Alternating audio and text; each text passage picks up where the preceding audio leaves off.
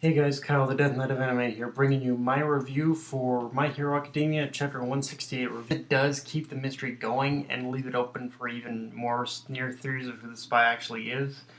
And and I guess in many respects, the chapter itself gives a good dive into who Aoyama is as a character and how he uses his grandstanding as a means to hide his who he truly is and even his literal pain. And it's kind of funny in a very somber way with the current situation because back when the series started, Aoyama probably secretly looked at Izuku as a sort of kindred spirit they both suffered since they both ended up suffering a lot of severe after effects from basically them using their quirks. But now it's a slightly different situation because, well, Izuku can still suffer injuries and drawbacks from using his quirk.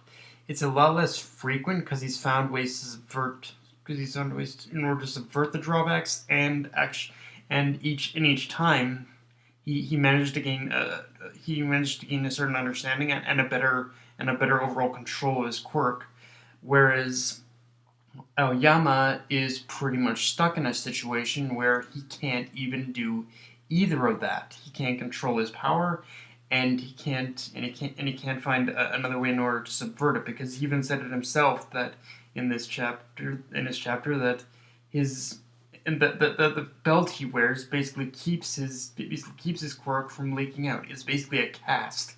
It's basically a cast for his quirk, is just honestly, like this whole chapter with Aoyama as the focus, it really brought a lot of stuff close to home. And honestly, it makes me fear. And even though we see, even though the chapter ended on a cheerful note with Aoyama and Izuku becoming closer as friends, part of me fears we might be a death flag on him right now. I know I know I've already been wrong with the whole Aoyama being the spy thing, but I don't know that basically one panel of seeing Aoyama basically look down with sadness with just Aoyama's sad face really just makes me saying, Horikoshi, what are you doing? Are you setting up a death flag? Like, is Aoyama gonna die? Because again, he said it himself. Is pretty much his quirk is unstable. Every time he and more of his quirk ends up leaking.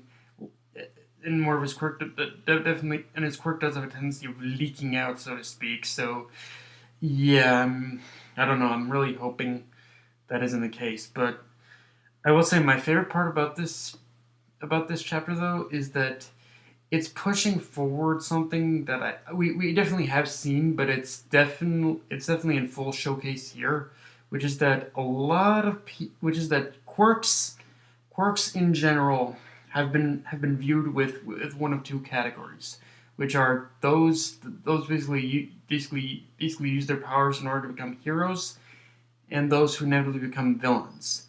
And of course, that in itself is already a deep divide of like what really is a hero, what really makes a villain.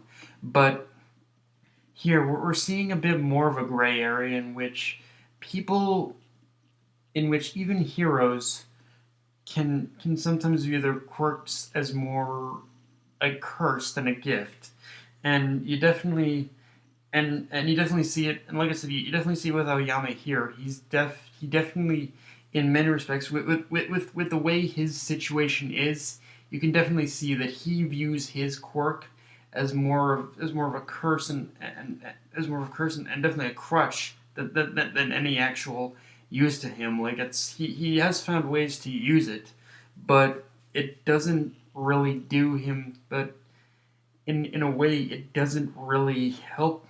In a way, it overall doesn't help that it will still be affecting him more and more. And but yeah, so and in a way, I can relate to Aoyama as someone who's been born with as someone who basically got in a car accident and was and ended up being semi paralyzed on my left side. I can relate to Aoyama in the sense where I've dealt with that whole situation. But again, the difference is but I've been in that state where I'm thinking I'm too weak. But the difference is much like Izuku. I managed to get stronger and actually and strengthen my arm as well as and actually managed to find ways in order to strengthen my arm and strengthen my left side. But whereas Aoyama is kind of stuck in a rut here. Yeah. Um, Also, great character development on Izuku's part in this chapter by him realizing that while he is getting stronger, with him being at 20% with One For All now, he also knows that he does need to broaden his training. He needs to broaden his viewpoint, broaden his training, and just overall broaden the way he thinks of training his quirk. Because especially now that he's experienced using it at One For All, but using One For All at 100%. But it's one of those. But he also realized that unless he develops naturally, he won't stand a chance that next time they come across a villain pretty much next time they come across a villain who like pretty much what basically Overhaul was. Because remember, technically, for all technical purposes, Izuku didn't really even win against Overhaul. He just pretty much weakened him. So it's like, yeah, if Izuku couldn't even win against Overhaul, even with Eri backing him, then he really it's almost become a need. It's almost become a need in order for Izuku to control 100% of One For All now. So yeah, and like I said, with pretty much Eri in kind of a quarantine state, it's not like Eri can help him anymore. And I don't think there are many quirks like Aries just kind of flying around, just kind of floating around now. I mean, we have Recovery Girl, but her quirk has its limits definitely compared to Aries.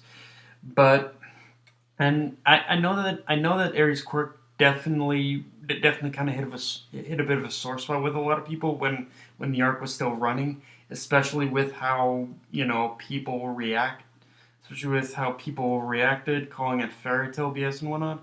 But I do feel that as overpowered as it was, I feel this is one of the key things that we can take away from. This is one of the key reasons as to why Ares' quirk may have been an importance. As small as it was, it did help Izuku in realizing that, yeah, if I'm going to attain, if I can't beat a villain as strong as Overhaul at 100% at an amplified 100%, then I need to learn to control it naturally. And and I gotta give props to Bakugo for lighting the fire under Izuku when he said when Izuku said he wasn't any stronger yet. But yeah, and it's but now, having said that, the one concern I do have with this, with basically and we see it with, and of course we see it with Izuku saying he's gonna try his quirk on Kirishima, which at this point Kirishima is just a human sandbag, like he said. The joke is just that joke was too funny. But yeah, but now, having said that, the one thing I am worried about is the progression that's gonna happen here. Like I still want Izuku to obtain 100% in a natural progression. I do have faith Horikoshi is going to keep going with Izuku's progression on a natural pace, but there is also chances that it could feel a little rushed if not handled correctly. Like so yeah, it's sort of one of those. It's one of those. It's one of those balancing acts of the series right now. Is that on one hand, yeah, I'm happy to see that Izuku is probably going to be taking measures from this point on in order to control his quirk and actually commit to training it not even further now. But on the other hand, it's like, yeah, there is a possibility of the training and the progression of One For All to 100% being a little rushed. But I guess we'll have to see where Horikoshi decides to take the series in order for it to happen. Now, one thing about this chapter did that I liked is that it brought up the prospect of team-ups, which going forward means we probably are going to see a bit more of a Naruto situation where we're going to see where it's going to be developing a bit of formula in which we get to see groups of the students we get to see basically groups of the main cast forming and fight together in the future, which honestly I'm all for because it just means we'll be able to see a lot more of the characters who've gotten the shaft in terms of spotlight.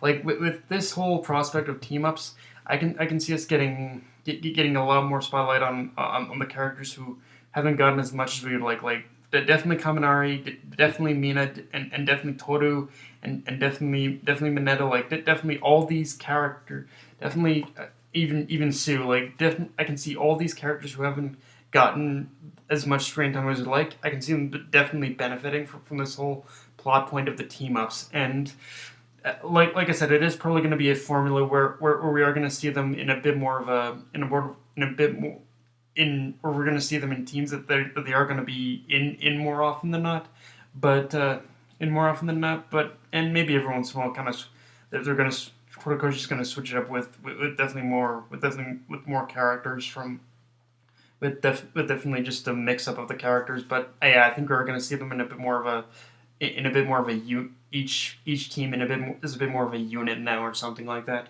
Like a team for Izuku, a team for Bakugo, like yeah, that kind of thing.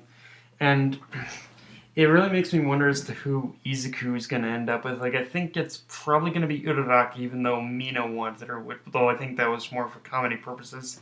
There's going to be Ida. There's definitely going to be Sue in there for sure, and there's going to be and I think we're going to see a lot of Todoroki in it. I want to say we're gonna have Todoroki in his team, but I'm not sure. That might be a team unto itself. But yeah, Todoroki, Izuku, and Bakugo might each have separate teams, but we'll see. But yeah, I definitely want Uraraka, I definitely want Sue, and I definitely want Ida on that team for sure. But yeah, yeah, I guess we'll just have to wait and see as to where Oda or sorry, not Oda, where basically Horikoshi decides to take these teams because yeah, I'm actually really excited with this whole teams concept and where he's gonna take it. But